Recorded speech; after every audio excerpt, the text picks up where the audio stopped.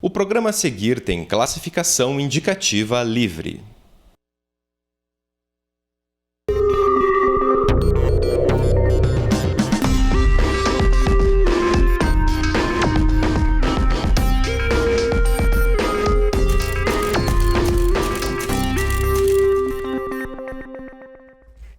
Olá, seja muito bem-vindo ao FPR Notícias. Hoje é segunda-feira, 25 de janeiro, e você confere ao vivo, a partir de agora, as novidades da Universidade Federal do Paraná.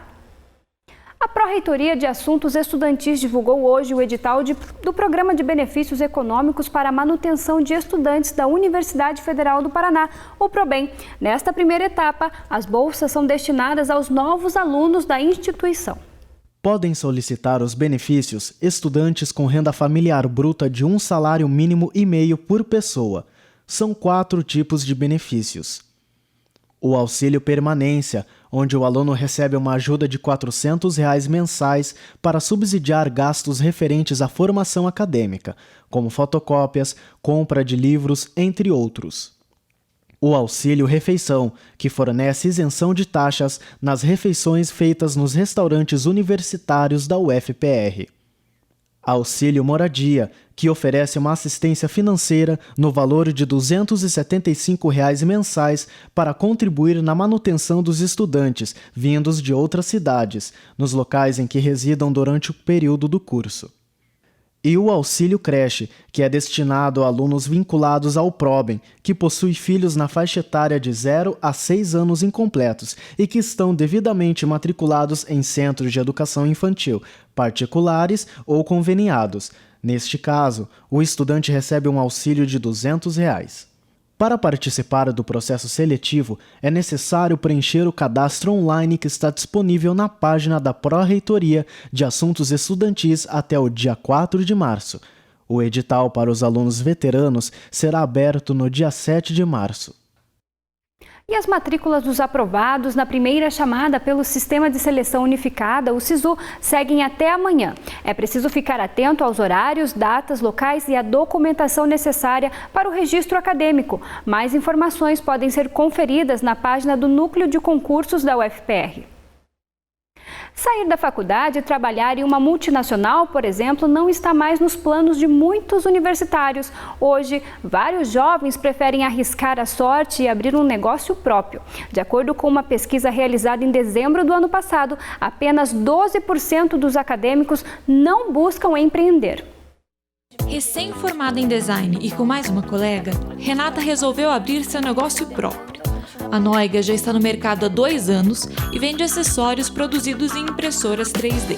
A gente optou pelo caminho do empreendedorismo, por acreditar nisso e ver que a gente não conseguiria aplicar realmente essa ideia ou outras ideias inovadoras dentro de outras empresas com facilidade. Os jovens encontram na tecnologia uma porta de entrada para o mundo empresarial. Era a maneira mais fácil de dar o start na empresa, porque você não precisa de um investimento, por exemplo, num espaço, né? O empreendedorismo não intimida jovens universitários. Uma pesquisa feita pela consultoria Brain mostra que quase 90% dos universitários com enfoque em finanças e comunicação pretendem abrir negócio próprio. Mais do que só a formação acadêmica, os jovens precisam se inteirar no mundo dos negócios. A primeira coisa que a gente fez quando a gente decidiu abrir empresa foi fazer um curso no Sebrae para saber estruturar plano de negócios, para saber estruturar Canvas, para a gente entender como funcionava todos os setores dentro de uma empresa.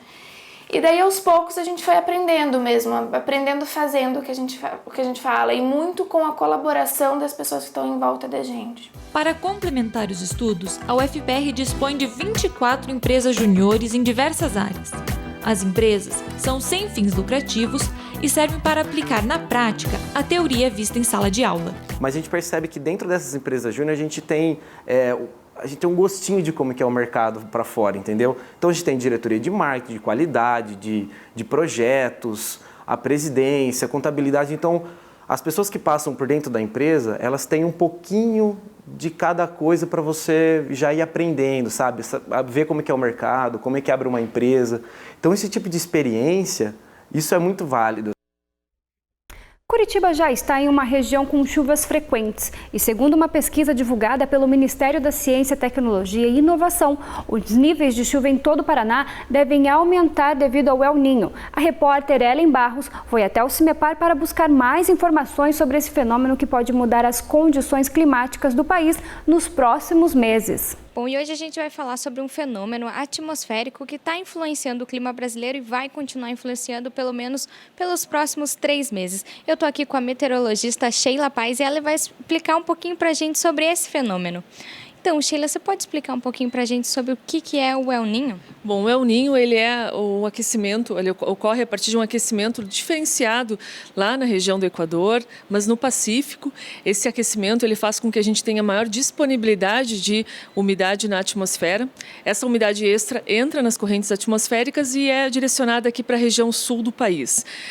O El Niño é um fenômeno relativamente comum para a gente acontecer, não existe uma periodicidade exata para que ele aconteça, se ele intercala ou não com um laninha, pode ser que a gente tenha vários El Niños na sequência, ou então a gente entre num período neutro, ou então laninha predomine por mais tempo. Mas esse ano em particular, a gente tem um El Niño configurado com uma intensidade muito forte, o mais intenso aí dos últimos 20, 30 anos, e a presença desse fenômeno ele está influenciando nas chuvas aqui na região sul do país, inclusive no Paraná. O que a gente tem então são chuvas acima da média.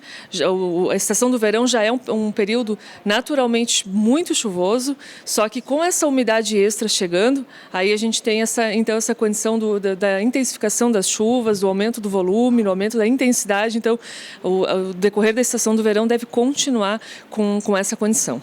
E você acha que esse fenômeno pode afetar as outras estações também? Olha, ao que tudo indica, o El Niño vai ficar presente até março, primeiros dias aí de abril.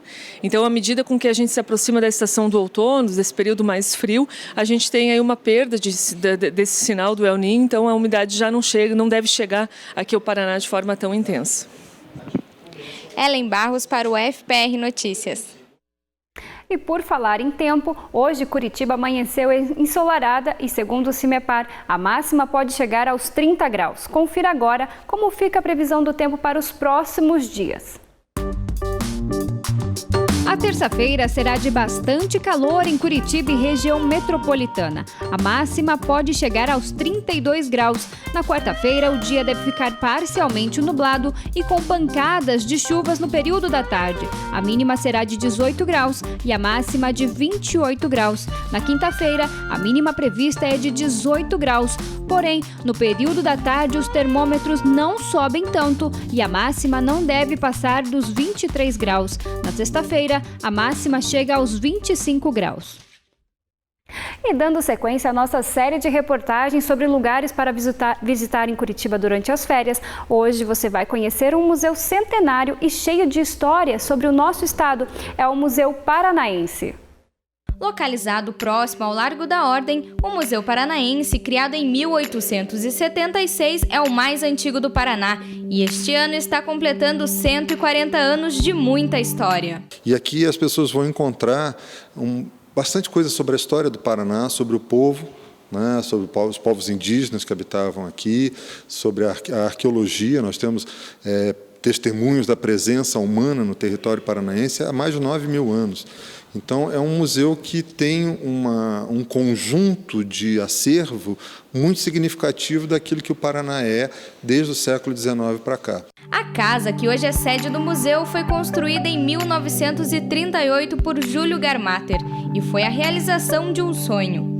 Com aproximadamente 30 cômodos, o que mais chama a atenção é o estado de conservação da residência, que além da pintura original de algumas paredes, exibe o mobiliário usado na época. Ele passeando na Alemanha, ele vê uma casa muito bonita, próxima a Berlim, e ele se encanta com aquela casa, compra as plantas dessa casa e constrói exatamente como estava lá. Nós temos, inclusive, fotografias daquela casa, da sala, é muito parecida com essa sala que nós estamos agora, e ele constrói. Aqui nesse lugar, que é o alto do Morro São Francisco, né, que praticamente não tinha nada, tinha um belvedere e mais nada aqui na frente. Não tinha nenhuma construção. Então, ele tinha uma visão da cidade muito interessante, praticamente em 360 graus. Muito mais que abrigar a história do Paraná, a casa construída por Garmater faz parte da trajetória do estado. De 1938 até 1953, a residência foi comprada por Manuel Ribas para sediar o governo do estado. A residência também já foi sede do Tribunal Regional Eleitoral. E por falar em mudanças, o Museu Paranaense também já passou por algumas. Em 2002, o Museu de Arte do Paraná se transfere para o Museu Oscar Niemeyer. O acervo do Museu de Arte do Paraná vai para o Museu Oscar Niemeyer e o Museu Paranaense, que antes funcionava ali na Praça Generoso Marques, né, se transfere para cá, ocupando esse prédio tão bonito, que foi inclusive ampliado. Há uma ampliação grande que recebeu reservas técnicas, laboratórios, salas de técnica. Atualmente, o museu exibe várias exposições, fixas e itinerantes. O acervo conta com mais de 400 mil objetos, entre eles brinquedos antigos, medalhas, moedas e até instrumentos musicais. Ele tem, da área de numismática, por exemplo, medalhas, moedas, nós temos de 10 a 12 mil objetos. Documentos, nós temos mais de 25 mil documentos. Livros, nós temos 15 mil livros. Indumentária, móveis, objetos indígenas, quadros, armas. Temos talvez a maior coleção de armas brancas de todo o Brasil. Os museus são lugares realmente encantadores, que despertam a curiosidade e criatividade. Por isso, são uma importante ferramenta de ensino. Nós aqui temos sempre exposições, temos publicações, livros, né? No nosso site as pessoas podem encontrar livros que são publicados pelo museu para download gratuito. Mas o museu também tem uma outra função, que é acostumar o olhar, que é acostumar a reflexão sobre o passado, a reflexão sobre a estética das coisas, a reflexão sobre o cuidado que a gente deve ter com o patrimônio, né? E tudo isso faz parte do universo do museu. O Museu Paranaense fica na Rua Kellers, número 289, no bairro São Francisco. O horário de visitação é de terça a sexta-feira, das 9 da manhã às 6 da tarde e aos sábados, domingos e feriados, das 10 da manhã às 4 da tarde. E a entrada é de graça, mas se você não tem muito tempo para ir até lá, é possível então conhecer algumas exposições de curta e longa duração pelo computador. É só acessar a página que aparece na sua tela e conhecer o acervo virtual do Museu Paranaense. E o FPR Notícias de hoje fica por aqui. Você pode rever essas reportagens e outros programas da UFPR TV no nosso site e também pelas redes sociais. Tenha uma excelente tarde e eu te espero na próxima quarta-feira. Tchau!